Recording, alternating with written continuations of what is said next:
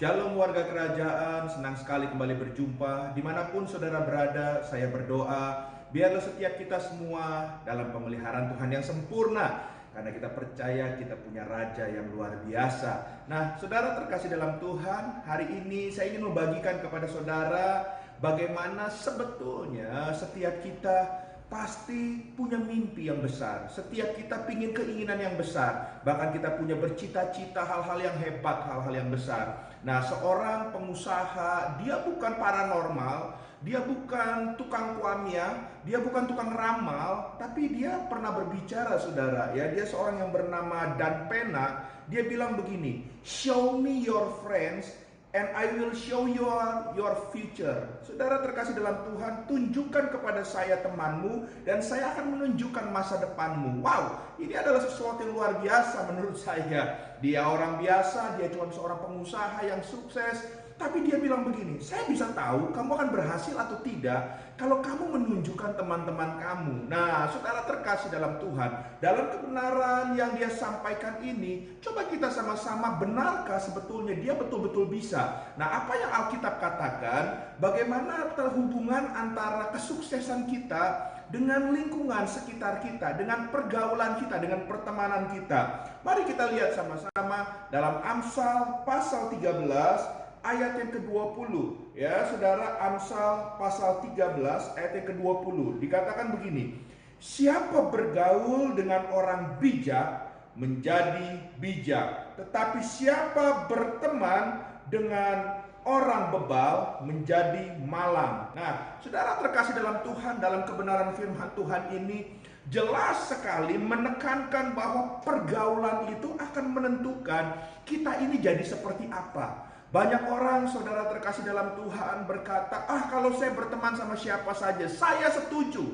Saya pun dalam berteman, dalam bergaul itu, saudara terkasih dalam Tuhan, ya saya dengan siapa saja. Tapi saudara harus juga, kalau saudara ingin maju, ingin masuk ke dalam mimpi saudara, saudara juga harus mulai melihat bahwa kita berteman dengan semua orang, tapi saudara harus melihat teman seperti apa yang kita harus bergaul. Nah, oleh sebab itu saudara terkasih dalam Tuhan, mari kita lihat sama-sama ada beberapa hal contoh. Sebetulnya Alkitab mengajar saudara dan saya tipe-tipe orang yang akan menentukan jadi apa saudara di masa yang akan datang, ya. Haleluya, haleluya. Mari kita lihat sama-sama dalam kebenaran firman Tuhan.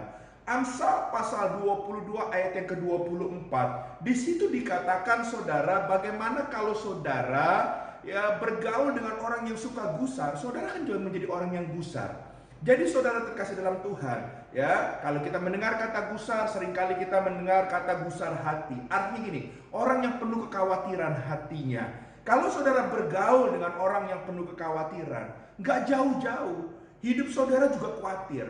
Khawatir selalu soal masa depan, khawatir soal pasangan hidup, khawatir soal studi saudara, khawatir soal rumah tangga saudara, khawatir soal pasangan hidup saudara. Wow, itu gak jauh-jauh saudara. Oleh sebab itu perhatikan pergaulan yang pertama ini. Jangan saudara bergaul dengan orang yang gusar, ya, hatinya yang penuh kekhawatiran. Yang kedua, saudara terkasih dalam Tuhan, masih dalam Amsal pasal yang ke-22 ayat yang ke-24.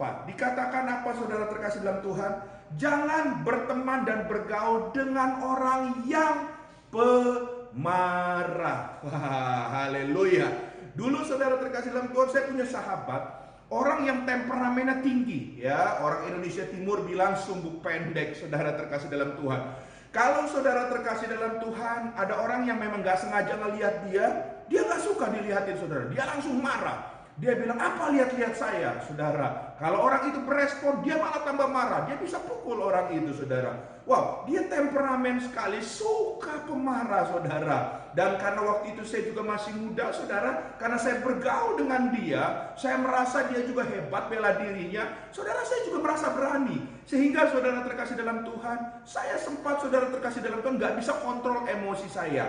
Ternyata kalau kita bergaul dengan orang-orang yang punya temperamen seperti itu, pemarah, itu bisa terimpartasi juga sama kita. Makanya nggak heran saudara kalau saya mengkonseling sebuah keluarga saudara, ada seorang suami, istrinya nangis. Kenapa? Karena kebiasaan dia suka waktu emosi main tangan pukul istrinya. Saudara, ternyata hal seperti ini pun dia melihat daripada temperamen daripada ayahnya dulu, saudara. Waktu ayahnya ini, saudara terkasih dalam Tuhan, masih ada, dia juga kalau marah suka main pukul sama mamanya, saudara. Sehingga tanpa dia sadar di alam bawah sadarnya itu, dia bergaul sehari-hari, punya keluarga, orang tua seperti itu. Dia waktu mulai dewasa, dia juga nggak bisa kontrol emosinya. Jadi hal yang kedua yang harus kita jauhi adalah orang-orang yang suka pemarah, saudara. Yang ketiga, saudara, Amsal pasal 20 ayat yang ke-19. Nanti saudara boleh lihat ayatnya. Tapi di sini berbicara, saudara, tentang orang yang bocor mulut. Hati-hati kalau saudara bergaul dengan orang yang bocor mulutnya. Saudara harus waspada dengan orang-orang bocor mulutnya. Artinya orang ini suka menggosip. Ya, mungkin waktu saudara dekat dengan orang tersebut, dia bisa menggosipkan orang yang lain. Dia bisa menceritakan keburukan orang yang lain. Tapi satu hari, kalau saudara biasa bergaul dengan orang seperti ini, satu hari saudara juga pasti akan dibicarakan dengan dia, dengan apa yang menjadi kelebihan dan kekurangan saudara. Karena kita percaya kita gak ada yang sempurna. Kekurangan saudara bisa menjadi bumerang untuk dia juga sampaikan kepada orang-orang yang lain juga waktu dia ada masalah dengan saudara. Dan yang keempat yang kita lihat, saudara terkasih dalam Tuhan, ya, dengan orang yang hidupnya tidak benar atau hidupnya jahat.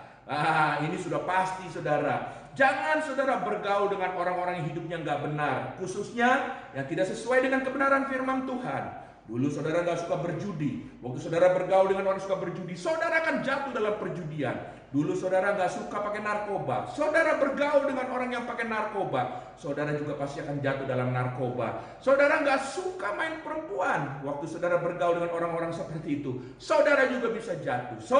Hati-hati saudara terkasih dalam Tuhan, ya. Oleh sebab itu saudara terkasih dalam Tuhan, apa yang sebetulnya saudara, ya saudara, kita harus mengerti. Nah, kita lihat satu ayat terakhir yang saya akan tutup. 1 Korintus pasal 15 ayat yang ke-33 dikatakan, janganlah kamu sesat, pergaulan yang buruk merusakkan kebiasaan yang baik. Wow, haleluya. Jadi saudara, awasi pergaulan saudara. Ya, kalau saudara belum kuat pondasi saudara, lebih baik saudara bergaul dengan orang yang betul-betul bisa membangun, menumbuh kembangkan saudara. Ya, haleluya, haleluya. Puji nama Tuhan. Izinkan saya berdoa buat saudara. Bapa di surga, hamba berdoa dalam nama Yesus dimanapun kami berada. Hari ini mungkin kami terikat dengan sesuatu yang tidak baik. Hari ini kami jatuh terhadap sesuatu yang tidak baik. Dan kemungkinan itu karena pergaulan kami. Tapi kami berdoa melalui firman Tuhan ini kami disadarkan. Dan oleh sebab itu Tuhan, kami mau berbalik kepada rencanamu yang sempurna. Kami akan menjauhi pergaulan-pergaulan yang tidak baik. Tapi kami akan masuk ke dalam pergaulan keintiman dengan Tuhan. Dan mencari saudara-saudara seiman sebagai keluarga kami. Yang akan saling menolong, menopang, membangun kami. Sehingga masa depan yang indah dan penuh pengharapan di dalam Tuhan akan menjadi kenyataan bagi setiap kami. Terpujilah namamu Tuhan, dalam nama Yesus kami telah berdoa dan bersyukur kepada Tuhan. Haleluya. Amin.